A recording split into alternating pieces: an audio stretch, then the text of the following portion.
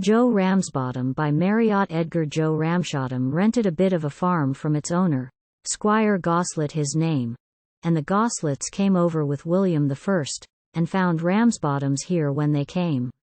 One day Joe were ploughing his 3-acre field when the front of his plough hit a rock, and on closer inspection damage he found as the coulter had snapped the shock. He'd got a spare coulter at home in his shed, but that were some distance away, and he reckoned by time he had been there and back he'd have wasted best part of the day. The accident appened not far from the place where the squire had his sumptuous abode.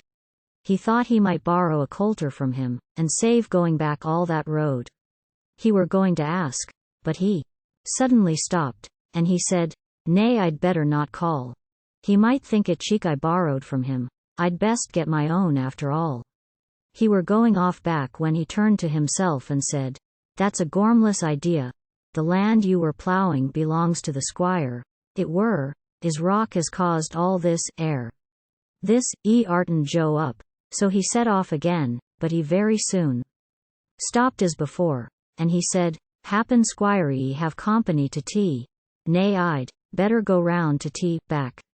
Then he answered himself in a manner quite stern and said, "Here's a nice how to do. You can manage without him when all's said and done, and where would he be without you?" Joe knew this were right and he knew it were just, but he didn't seem happy somehow, so he said, "Well, there's no harm in paying a call, and I needn't say out about plough." This suggestion that he were afraid of the squire were most deeply resented by Joe. He said, "Right. I'll show you. I'll go up at once. At the worst he can only say, no." Then he said, after all as I've done in the past he would have a nerve to decline. He ought to be thankful to give me his plough, seein' damage his rock did to mine. Then he said, who is he to be puffed up pride, and behave as if he were King Dick? He's only a farmer the same as myself, as I'll tell him, and all jolly quick.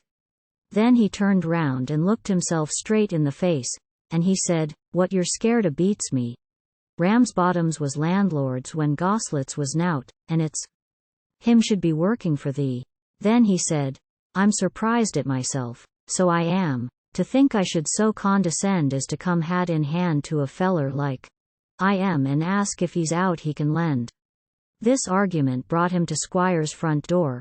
It were open and Squire stood inside. He said, "Hello, Joe. What brings thee right up here?" "You'll know in a tick," Joe replied.